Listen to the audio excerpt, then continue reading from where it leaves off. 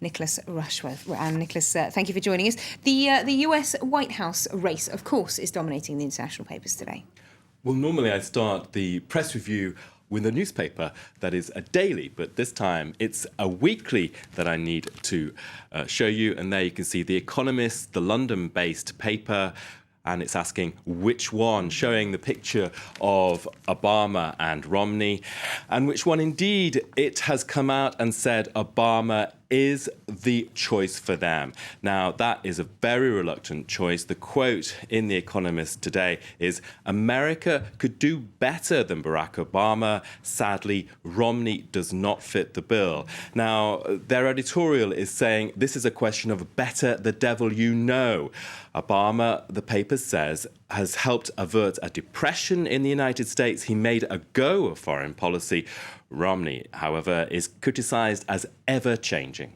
Now, that's in London, but meanwhile, in the US, there's also been a boost, another endorsement for Mr. Obama. Well, The Economist is one thing and one London paper in Europe, but Michael Bloomberg, no less, the mayor of New York, has come out to endorse Obama, and that's in the New York Daily News and elsewhere. Now, Bloomberg was once a Democrat, then a Republican. He's now an independent. Now, he says that Obama, in this last 4 years, has been a divisive populist, but is the best candidate to tackle climate change. He is citing Romney's failure to back climate change measures. And there we can see that report in the New York Daily News with Bloomberg there in the background.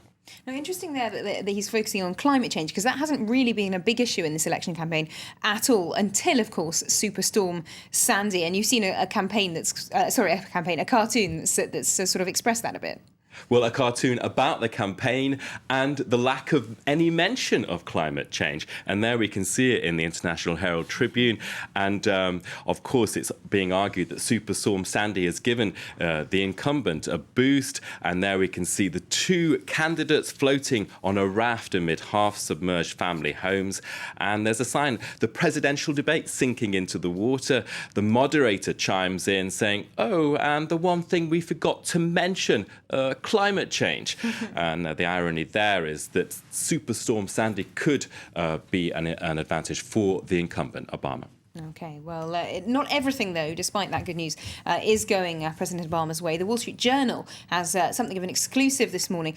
They've got an article pointing to confusion over security arrangements in Benghazi in Libya, at the US consulate there, at the time of the attack on the 11th of September this year.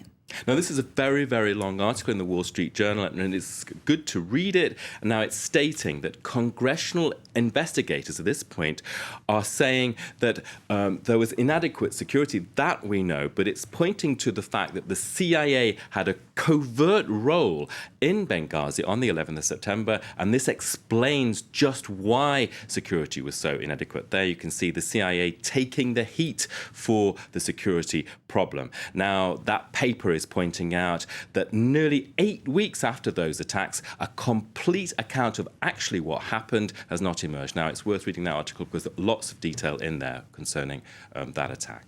OK, well, moving away from the US now to here in France, the French president is getting some rather bad coverage abroad. Well, he gets bad coverage from day to day here in France, as we've been seeing a lot in the French press review.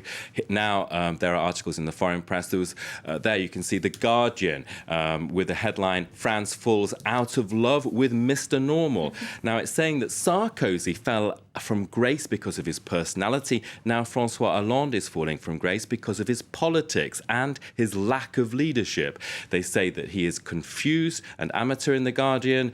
The quote from Hollande in reply is that, well, it's kind of very forlorn, really. Exercising power is very hard. There's no leniency anymore, and there's no respect. But I knew that.